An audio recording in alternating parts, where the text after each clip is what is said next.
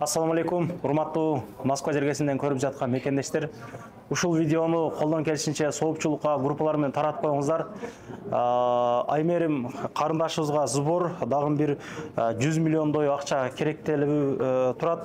Азыр колдон келишинче мына реквизиттерге которуп, колдон келгени наличный берип атат. Бүгүнкү күндө мына Москвадагы иштеп жүргөн эле жигиттер чындыгына көрүп сүйүнүп турам. Волонтер болуп, мына 2-3 күндөн бери ушул жүгүрүп жүрүшөт экен да.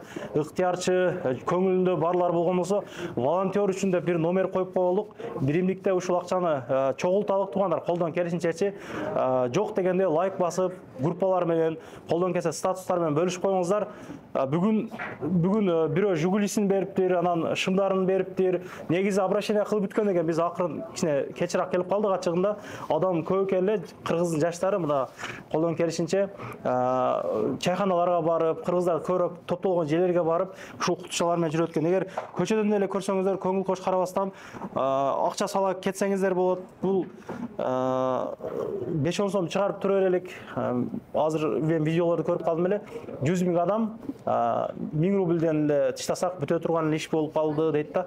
Ошого колдон келишинче ушул кызыбыздан, карындашыбыздан четте калтырбастан айыгып кетишине бир салымыбызды кошуп коелук. Берки жигиттерден азыр Дубайдабы ушундай азыр, азыр реквизиттерин айтып коюн. Мына айтып коесузбу жа? О, номер 8977 754 20 33 Ыкбалкан Алкуловна Т деп чыгат экен да. Эми ар кандай деп чыгат, Т банкта билесиздер. Колдон келишинче таратып коелук. Тиньковка, только Тиньковка.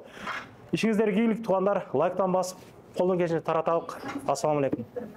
Анан дагы мекендештер кимдир бирөөлөрдө кирди чыкты маселелери болуп, ишеничтүү адамдарды таппай жаткан болсоңуздар, мен ушул жерге сүйүнагамдын номерлерин коюп койгонмун. До конца айдайт, келгенден кийин 3 айга коюп берет, чыкпай туруп, чорныйдан, базадан текшерип берет. Ушул окшогон 7 орундуу Альфард Сиеналар менен чыгып келесиздер. Сүйүн кирди чыкты ушул жерге коюп койдум.